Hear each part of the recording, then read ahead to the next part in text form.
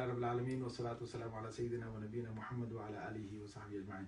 Assalamu alaikum wa rahmatullahi wa barakatuh. Guys, look, I've been told this and again, like, people get to a midlife crisis in terms of their marriage, and sometimes the husband doesn't love the wife anymore, or the wife says, you know, I don't love my husband anymore, or it can happen, you know, either way. Now, what usually happens in a marriage is that when you first get married, it's called the honeymoon period, okay? So honeymoon is that, you know, everything's so sweet. He's just got honey in his mouth, and her face is the moon. You know what I'm saying? Like, her face is the moon, and he's got honey in his mouth, and that's it. The whole world's fine.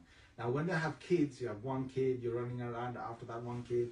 After that, you have two kids, and, you know, it's like in and out. It's a nappy, then it's like, take this one to the toilet, feed this one, that one's sleeping, that one's woken up, and then the third one comes, oh my God, it's nappy, so this one's school, this one's madrasa, this one's this, and home, school, madrasa, nappy change, food, sleep, you know, and illness, and it gets so hectic, and the husband's obviously, he's in this as well, and he's going to work, and it gets so much that they just don't have time for each other. They see their children, they love their children, which is all fine, but they don't have eyes for each other. They're not spending time together. So what they basically need is they need to revive their marital life. How do they do this? And this is normally where the midlife crisis comes in, because they're in the 30s, they've got a few kids, they're not spending time together with one another, and the kids are always in the way. They're not together. Even when they're together, the kids are there, and they can't spend that, you know, that one-to-one. Now, what I'm going to say to you, and this is to you guys, is that you need to spice things up, guys. Honestly, you need to spice things up. So for this, what you need to do is you need to go out. You know, you can leave your kids with the family members, and you and your wife and yourself, just go out. Just enjoy dinner. Nothing wrong with that. Go and have a dinner. It's halal, guys, you know. Go for a walk in the park. Go somewhere for a little break. Even take a one-day break, you know. Sit with each other, talk with each other, you know, revive and kindle the love that you had beforehand.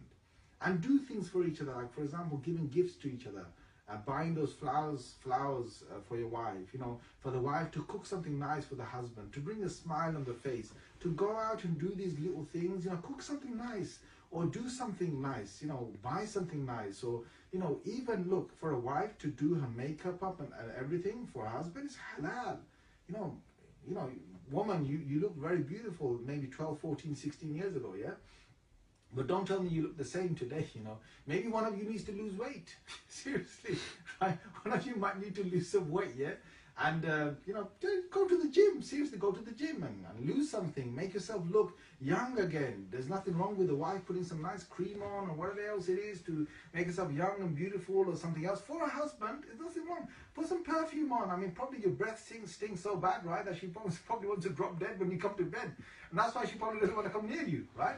So, seriously, guy, you know, do something for your breath. And for the woman as well, do something for your breath. What do you do? Well, use the miswak. Seriously, you know, one of the things that people forget about the miswak is if you use it on your tongue, right? Apart from teeth, you've got to do it for your teeth. If you use it on your tongue and you take the saliva off your tongue, it helps with bad breath, because they say bad breath is from the saliva that stays for a long time on the tongue and on your gums as well. And the sunnah is the Prophet ﷺ used to remove that. Okay, you're going together. Put some perfume on, my friend, all right?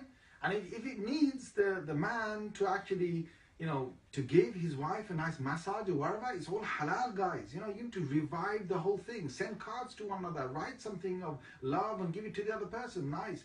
And this will revive you. Look, don't come to me as an imam and say, he don't love me, she don't love me, I'm a bit bored of this.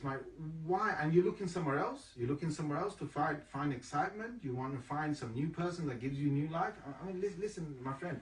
Do what you can to revive your marriage first, and do all these things, and then you'll see a difference. You'll bring a smile. And the other thing is, please, just for this moment, take a break from all the different, you know, the different arguments you might have had. Take a break and say to yourselves that, look, we're not going to argue for another 1 week, for 2 weeks. There's no argument in 2 weeks. We're just going to smile to each other. You know, one of the things that the Prophet ﷺ used to do, and this was a sunnah from the moment that he got married to her, and she came to his house, till the moment that the Prophet ﷺ passed away. And this sunnah was there for about 9 years. This was with Aisha radiallahu anha. She says that the Prophet sallallahu alaihi wasallam would come in, he would first make, he would say salam. Obviously he would make it sound like he's coming in first. He'd take, he wouldn't just suddenly come in. He would either knock or he would make a gesture he's coming in or say salam. And as soon as he came in, he had this beautiful smile on his face. He would peck her on the cheek and then he would say to her, how are you? How are you, Aisha? How's your day? How's everything? With a beautiful radiant face. And that stayed until he passed away, sallallahu alayhi wasallam. It only disappeared for a few days, about 20-something days, when she was accused of something. I mean, Allah acquitted her. Allah acquitted her. She never did anything wrong. But the Prophet ﷺ was concerned about her. And that's the only time when his radiant face and his smile disappeared for a little while, when he used to come to Aisha radiallahu anha. And she said she suddenly noticed that why the Prophet ﷺ not like his usual when he comes to me. And later on, after Allah acquitted her through the Qur'an for a blasphemy that people brought against her, the Prophet ﷺ was his usual self. Subhanallah al-Azim. Now the thing is, guys, if you want to spice your married life up again, do these things. I mean, in the Sunnah it says the Prophet ﷺ used to go for walks with his wives. Radiyallahu anhunna ajma'in. May Allah be pleased with all his wives. I mean, it says in the Sunnah he's going to the park or going to a garden for a walk, and then he's coming back. Sometimes he's going with 2 wives in one hadith, it says, and sometimes with 1 wife. He's to go for a walk and he's to come back. I mean, guys, you can do this. It's all halal, and do this. Spice it all up again. You need to spend time together again. Jazakumullah khair. Wassalamu alaikum wa rahmatullahi wa barakatuh.